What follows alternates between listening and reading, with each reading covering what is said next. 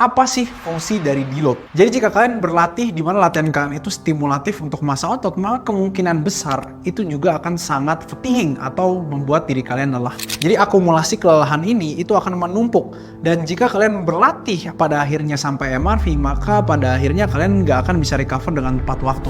Jadi deload secara fundamental itu berarti durasi waktu di mana kalian menurunkan variabel latihan kalian biar kalian itu bisa istirahat dan juga recover dari latihan kalian. Deload juga itu berfungsi untuk mengurangi kadar kelelahan akumulatif yang kalian sudah lakukan selama berbulan-bulan, berminggu-minggu dengan latihan yang cukup stimulatif dan keras. Untuk durasi deload sendiri biasa dilakukan 4-7 hari, meskipun ada yang lebih sedikit, ada yang lebih panjang, tergantung dari individual. Semakin besar otot seorang individual, maka kemungkinan besar deloadnya juga butuh waktu yang lebih lama.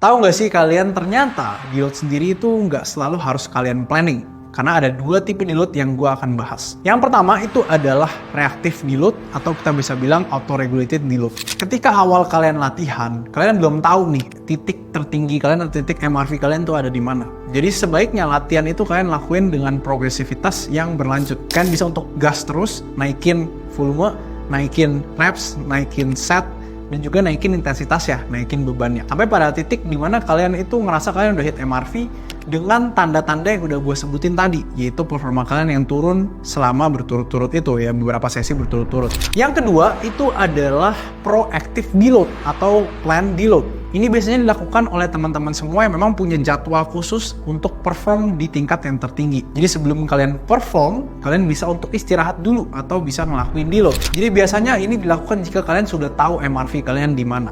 Kenapa begitu? Kalau misalkan kita tidak berlatih cukup keras ya sampai MRV, maka kita itu sebenarnya masih ada sisa ya, atau ada potensi yang harusnya kita bisa maksimalkan, yang kita malah pakai untuk deload. Jadi sebenarnya jika deload itu dilakukan terlalu sering, maka bisa menjadi counterproductive untuk latihan kalian. Bayangin waktu yang kalian harusnya bisa pakai untuk latihan lebih berat, mengakumulasi volume lebih banyak, kalian malah pakai untuk istirahat yang sebenarnya kalian nggak perlu amat.